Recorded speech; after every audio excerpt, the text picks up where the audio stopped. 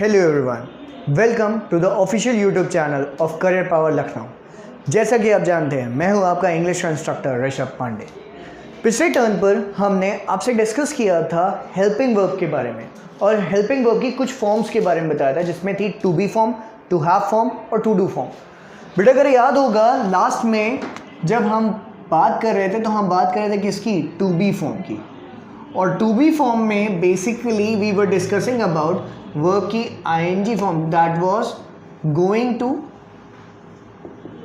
के दो स्ट्रक्चर। एक गोइंग टू का स्ट्रक्चर था किसकी तरह? वर्ब की तरह। और एक गोइंग टू का स्ट्रक्चर था किसकी तरह? फॉर्म की तरह।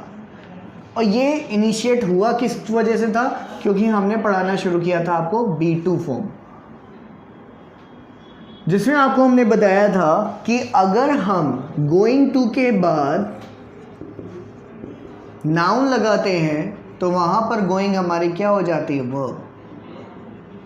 और अगर हम गोइंग टू के बाद वर्ब को यूज करते हैं तो वो क्या हो जाती है? फॉर्म। और हम जिसको आज फिर से थोड़ा सा और आगे लेके चलेंगे वो यही है फॉर्म। अच्छा, ये फॉर्म क्या बता रही थी? ये फॉर्म बात कर रही थी किसकी? नियर फ्यूचर की।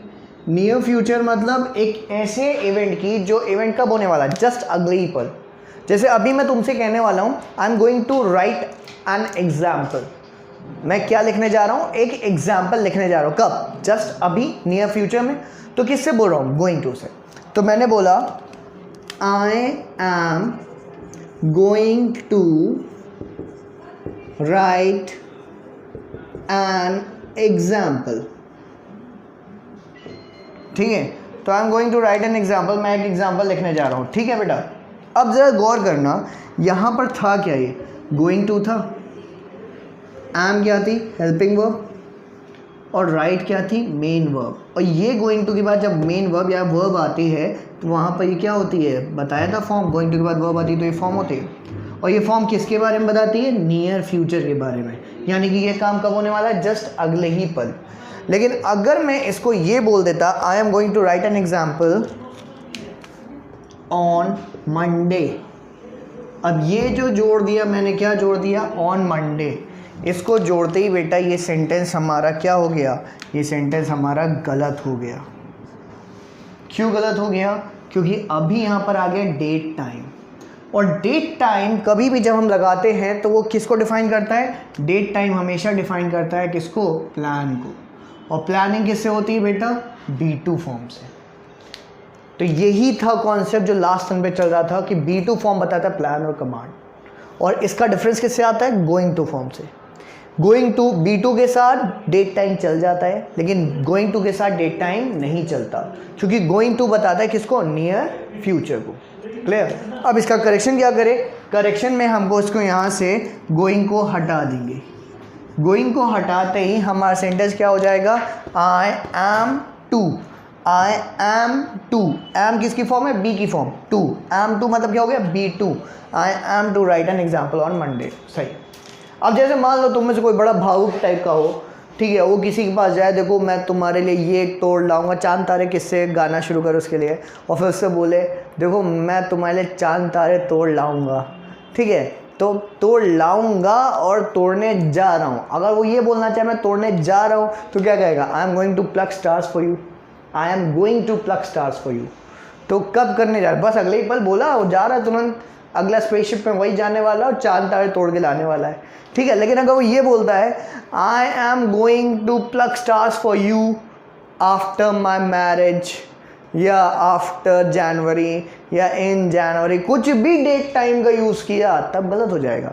तब कहना झूठ बोल रहे हो तुम, क्योंकि तुमने गोइंग टू यूज़ किया है। और गोइंग टू का मतलब तुम कब करने वाले हो काम? तुरंत। तुरंत नहीं कर रहे हो मतलब तुम झूठ बोल रहे हो। तब कहेगा नहीं नहीं मैं प्लान बता रहा हूँ। प्लान कैसे बताएगा? कहेगा I am to pluck stars for you on so and so date, या after so and so time. तो उससे क्या हो जाएगा? इसके बाद एक प्लान्ड इवेंट हो जाएगा। अच्छा, शादी में तुम लोग अपनी शादी का इनविटेशन देना भाई, जरूर खाना बहुत पसंद है। ठीक है, अगर शादी का इनविटेशन दोगे तो क्या कहोगे? I am to marry on 15th of May, या I am going to marry on 15th of May. इसका जवाब कमेंट सेक्शन में देना। I am to marry on 15th of May या I am going to marry on 15th of May, कौन सा सही है, एम टू या गोइंग टू?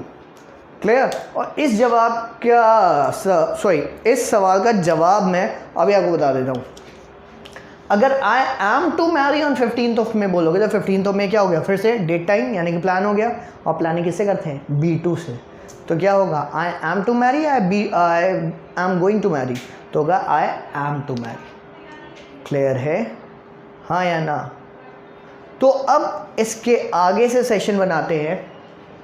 अब उसके आगे से सेशन बनाते समय बेटा अब आते हैं हम रिवीजन पे, जो हमने पिछली क्लास में पढ़ा और जो अभी पढ़ा रिवाइज करते हैं पहले, फिर उसके क्वेश्चंस लगाएंगे। ठीक है, तो रिवीजन पर आए तो सबसे पहले रिवीजन में हमने देखा कि हम रिवीजन किसका करने वाले हैं, B2 फॉर्म, और इसी के साथ हम याद पूरा का पूरा 2B फॉर्म को भी रिवाइज करेंगे। ठीक है, अब 2B फॉर्म में सबसे पहले हमने रूल नंबर 1 पढ़ाया था कि 2B फॉर्म को अगर हम यूज़ करते हैं किसके साथ, वर्ब की ING फॉर्म के साथ, तो ये बना देता है continuous tense. Example, I am going to Delhi, तो am helping verb, going main verb, to preposition, और दिल्ली हमारा नाउन जो कि प्लेस का काम कर रहा है, और आई था हमारा सब्जेक्ट। ठीक है, I am going to Delhi, I am teaching you, या सॉरी इसको एम से नहीं वॉज से लिख देते हैं तो और एक एक्स्ट्रा एग्जाम्पल हो जाएगा। तो I was helping verb, teaching main verb, you object.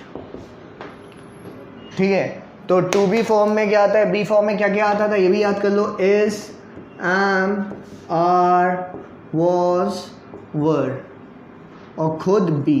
कुछ याद है, आधे इधर जाओ प्रेजेंट, आधे उधर जाओ पास्ट, और जेलर साहब भी कहाँ गए, फ्यूचर, याद है? तो 2B फॉर्म के साथ ING लगाओगे तो क्या हो जाएगा, कंटिन्यूअस टेंस। 2 एग्जाम्पल यहाँ दिए हैं, ध्यान दे लो। क्लियर, रिवाइज हुआ, देख लिया सबने, हटा दे, आगे बढ़ते हैं नेक्स्ट पे, अगले पे आते हैं। तो नेक्स्ट में हमारा था रूल नंबर 2, जिसमें बता रहे थे कि B फॉर्म को अगर हम वर्ब की 3rd फॉर्म के साथ यूज़ करेंगे तो वो क्या बन जाएगा, पैसिव। अगर हम 2B फॉर्म को यूज़ करेंगे वर्ब की 3rd फॉर्म के साथ तो क्या बन जाएगा, वो हमारा पैसिव। जैसे मैंने बोला आई डू द वर्क, और अब देखो आई क्या था, सब्जेक्ट, और डू क्या था, मेन वर्ब। कौन सी फॉर्म मेन वर्ब की, फर्स्ट फॉर्म, और फर्स्ट फॉर्म में द क्या था, आर्टिकल, और वर्ब क्या था, नाउन, और ये नाउन कौन सा था, ऑब्जेक्ट। अब ऑब्जेक्ट बन जाएगा सब्जेक्ट, और सब्जेक्ट बन जाएगा ऑब्जेक्ट, तो हो जाएगा the work is done. Done क्या होगी, वर्ब की 3rd फॉर्म, पैसिव में हमेशा बेटा वर्ब की 3rd फॉर्म यूज होती है, बाय मी, और ये इज क्या था, 2B फॉर्म। क्लियर? अब एक बात और, यहाँ पर जब हम डिफाइन कर रहे थे तो एक बात और हमने लास्ट टाइम पे आपको बताई थी कि बेटा ये कितनों का पैसिव में दिखाई देगा, ये फॉर्मूला मतलब 2B form. 2B form verb की 3rd फॉर्म के साथ कितनों के पैसिव में दिखाई देगी, तो PI²। PI² का मतलब क्या था, प्रेजेंट इंडेफिनिट और पास्ट इंडेफिनिट, यानी कि इन्हीं दोनों के पैसिव में तुमको दिखाई देगा 2B फॉर्म प्लस वर्ब की 3rd फॉर्म। क्लियर? ये हो गया हमारा पॉइंट नंबर 2 का रिवीजन। इतना क्लियर है? चेक इट, और अगर क्वेरी रहे फिर से post it in the comment section. और जिन्होंने पिछले वीडियो पे कमेंट किया था आज मैं उनके भी जवाब अभी दूंगा। क्लियर? 3rd पर आते हैं बेटा। 3rd था हमारा B2 फॉर्म, और B2 फॉर्म किस लिए यूज करते थे हम, प्लानिंग और कमांड। सॉरी। अब देखो बेटा, जैसे मैंने बोला I am to go Delhi next month, तो नेक्स्ट मंथ क्या दिखा रहा है, कब जाने वाला हूँ, अगले महीने। एम टू क्या हो गई, B2 फॉर्म। गो क्या हो गई, B2 फॉर्म के बाद वर्ब आती है फर्स्ट फॉर्म, और टू लगा है तो टू के बाद बेटा हमेशा वर्ब की first form. I am to go Delhi next month, ये क्या बता रहा है, मेरा प्लान कब का, नेक्स्ट मंथ का। 3rd पर्सन के रिगार्डिंग बोलूँगा तो he is to go Delhi next month. ये थर्ड पर्सन का हो गया। लेकिन बेटा अब गौर करना, कुछ एक्स्ट्रा बताने जा रहा हूँ।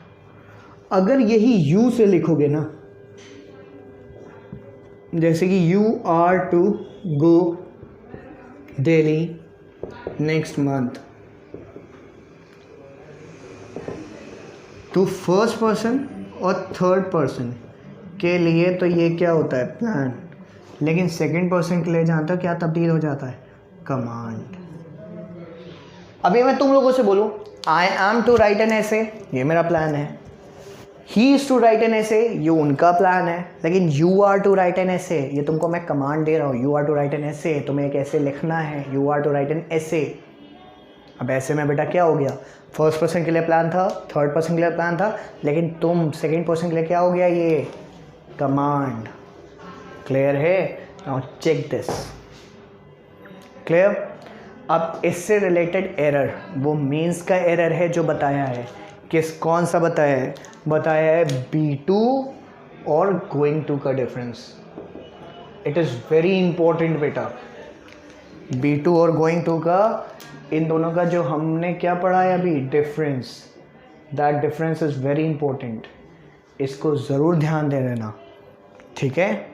और अब हम कराने जा रहे क्वेश्चंस, और क्वेश्चन से पहले हम डिस्कस करेंगे उन बंदों के डाउट्स जिन्होंने हमें पिछले वीडियो में कमेंट्स पे बताया। क्लियर? ठीक है। पिछले टर्न पे बेटा काफ़ी ने कमेंट्स किया था, जिसमें एक स्टूडेंट थी नेहा तिवारी। बेटा नेहा, तुमने कमेंट किया था कि sir what are the uses, मतलब when to use, where to use, to be form, to do form and to have form. तो बेटा हमने अभी इस सेशन में क्या कवर किया है अभी तक, तो टू बी फॉर्म कवर किया है, तो उसके यूजेस हम बताने जा रहे हैं। और सभी के लिए इंपॉर्टेंट है, ध्यान देना बेटा कि टू बी फॉर्म से किस तरीके के क्वेश्चंस आते हैं और क्या क्वेश्चन हो सकता है। चलो सबसे पहले हम ध्यान देते हैं, तो क्या लिखा है, he was right a sentence when I saw him. चलो सारे के सारे जल्दी जल्दी अब सोचो, ये सही है गलत है। तो अगर हम गौर करते हैं तो ही क्या है, सब्जेक्ट है, ठीक है। सब्जेक्ट के तौर पे क्या है, प्रोनाउन है। प्रोनाउन के तौर पर क्या है, थर्ड पर्सन है। और थर्ड पर्सन के तौर पे क्या है बेटा, सिंगुलर है। This is the complete analysis. Subject, pronoun, third person, singular, he. अब ये क्या है, वॉज क्या थी, बी फॉर्म, या कह सकते हो टू बी फॉर्म, ठीक है। अब ये टू बी फॉर्म में क्या था, पास्ट टेंस या प्रेजेंट टेंस, तो आया पास्ट टेंस। और पास्ट टेंस में क्या आता है, ये सिंगुलर, क्योंकि इसका प्लूरल क्या होता है, वर। अब ये बताओ, ही सिंगुलर था, तो सिंगुलर के लिए वर्ब क्या है, सिंगुलर। He was. अच्छा, बी फॉर्म के बाद राइट क्या है, वर्ब की फर्स्ट फॉर्म। क्या बी फॉर्म के बाद कभी फर्स्ट फॉर्म आती है बेटा, नहीं आती, यानी कि ये गलत है। तो बी फॉर्म के बाद क्या आनी चाहिए, या तो ing आनी चाहिए या तो थर्ड आनी चाहिए। अब वो कब, ing आनी चाहिए तब जब ये सेंटेंस क्या हो, एक्टिव वॉइस में, और वी थर्ड आनी चाहिए तब जब ये सेंटेंस क्या हो, पैसिव वॉइस में। अब ये बताओ, he was right a sentence when I saw him, active voice चल रही है, हाँ या ना। ये तो बोला नहीं सेंटेंस उसके द्वारा लिखा गया, वो सेंटेंस लिख रहा था, एक्टिव चल रहा है। तो एक्टिव में हमें इसमें चेंज क्या करना चाहिए, राइट की जगह क्या कर देना चाहिए, इसको राइट की जगह कर देना चाहिए राइटिंग। तो हो जाएगा he was writing a sentence when I saw him. अब आ क्या है बेटा, आर्टिकल है आ। सेंटेंस क्या है, नाउन। और नाउन के तौर पर क्या है, ये ऑब्जेक्ट, क्योंकि किसका रिप्लाई दे रहा है, व्हाट का। व्हाट का जवाब देने वाला कौन सा ऑब्जेक्ट हो जाएगा, डायरेक्ट ऑब्जेक्ट। तो अभी आर्टिकल और noun. Clear? He was writing a sentence. When क्या हो गया, व्हेन हो जाता है कंजंक्शन, जब, और ये इंडिकेट क्या करता है, जब। व्हेन आई, ये कोई और बंदा है जो स्टेटमेंट दे रहा है, और ये क्या है, अब देखो कंजंक्शन किसको जोड़ता है, कंजंक्शन दो चीज़ों को जोड़ता है, सेम चीज़ों को। यहाँ पर ये कंजंक्शन व्हेन किसको जोड़ा है, एक सेंटेंस को दूसरे सेंटेंस से जोड़ रहा है। यहाँ पर गौर करना, ये किसको जोड़ रहा है, एक सेंटेंस को दूसरे सेंटेंस से। एक सेंटेंस क्या है, he was writing a sentence, change करके राइटिंग, राइट लिखा है लेकिन राइटिंग कर दिया, क्यों, क्योंकि गलत था राइट, तो उसको राइटिंग कर दिया। अभी राइटिंग ही बोल रहे हैं, he was writing a sentence when, जब कंजंक्शन हो गया। अब व्हेन आई सॉ हिम, तो दो सेंटेंस क्या क्या है, he was writing a sentence and I saw him. अब आई सॉ हिम, सॉ क्या है, वर्ब की सेकंड फॉर्म। और हिम क्या हो जा रहा है बेटा, ऑब्जेक्ट, मतलब ऑब्जेक्ट के तौर पे नाउन तो है नहीं, हिम क्या है, प्रोनाउन, और प्रोनाउन के तौर पे कौन सा पर्सन हिम होता है, थर्ड पर्सन, ठीक है, और थर्ड पर्सन में क्या होता है, सिंगुलर। ऑब्जेक्ट है तो कौन सा ऑब्जेक्ट है, इनडायरेक्ट ऑब्जेक्ट है, क्यों, क्योंकि जवाब किसका दे रहा है, ये हूम। ये सारी चीज़ें बता चुके थे, हाँ या ना। चलो अब यहीं से थोड़ा एनालिसिस को और बढ़ाते हैं। तो बेटा हमने तुमको ट्रांसिटिव भी बताया था। सो कौन सा वर्ब हुआ, ट्रांजिटिव, और क्यों हुआ ट्रांजिटिव, क्योंकि इसको सब्जेक्ट और ऑब्जेक्ट दोनों चाहिए। उसी तरह राइट भी क्या था, ट्रांजिटिव, क्यों था बेटा ट्रांजिटिव, क्योंकि इसको सब्जेक्ट और ऑब्जेक्ट दोनों चाहिए। तो एक एग्जाम्पल में हमने टू बी फॉर्म भी पढ़ी और बाकी का एनालिसिस करते हुए अपना पिछला रिविजन भी किया। This is the kind of study you all should do. एक सेंटेंस पढ़ो बेटा, उसको पूरा पहले तो एरर फाइंड कर लो, एरर फाइंड करते ही वो पर्टिकुलर कॉन्सेप्ट तुम्हारा क्लियर हो गया। अब बाकी बचे टाइम में क्या करो, मुश्किल से 10 सेकेंड लगेगा, ठीक है, पूरा एनालिसिस कर डालो जो भी तुम कर पाओ, और जहाँ तुमको अटके जो ना कर पाओ उसको कमेंट सेक्शन में लिख के अपना सेंटेंस लिखो और पूछो सर इसमें ये क्या है, I will tell you, clear. और नहीं तो नेक्स्ट सेक्शन में उसको हम आपका डिस्कस भी करेंगे, क्लियर। अब आगे बढ़ते हैं। फिर से बेटा दे क्या हुआ, दे सब्जेक्ट है, सब्जेक्ट के तौर पे क्या है, प्रोनाउन, प्रोनाउन के तौर पर कौन सा person, third person, third person के तौर पे क्या है, प्लूरल, दे। अब दे के आगे क्या आया, आर, आर क्या हो गई, बी फॉर्म, ठीक है। अब बी फॉर्म और साथ में टू लगा है तो ये हो गई कौन सी फॉर्म, B2 फॉर्म। अच्छा आर की बात करें, बी फॉर्म में आर है क्या, सिंगुलर या प्लूरल, प्लूरल, ठीक है, दे आर टू। अब विजिट क्या होगी, वर्ब की फर्स्ट फॉर्म। अब ये B2 फॉर्म हो गया कि नहीं बेटा, ये बी और ये to, B2 form, B2 form के बाद वर्ब की फर्स्ट फॉर्म, सही, दे आर टू विजिट।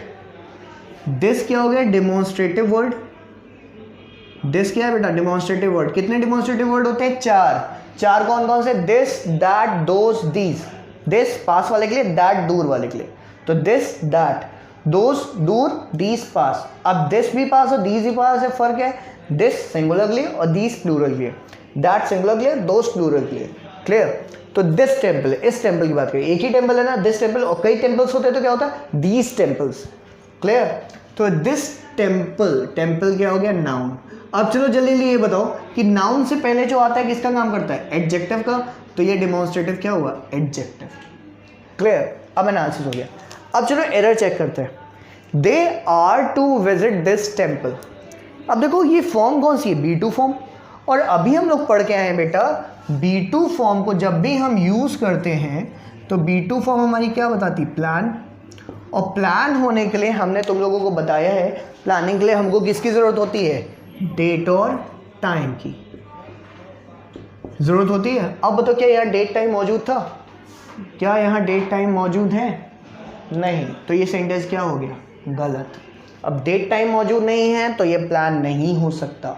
अब इसमें हम क्या ऐड कर देंगे, क्योंकि प्लान नहीं है तो हम इसको मान के चलते हैं, तब ये क्या हो रहा होगा, ये हो रहा होगा नियर फ्यूचर, और नियर फ्यूचर बनाने के लिए हम इसकी फॉर्म को चेंज कर देते हैं और दे आर टू की जगह क्या कर देते हैं, दे आर गोइंग टू।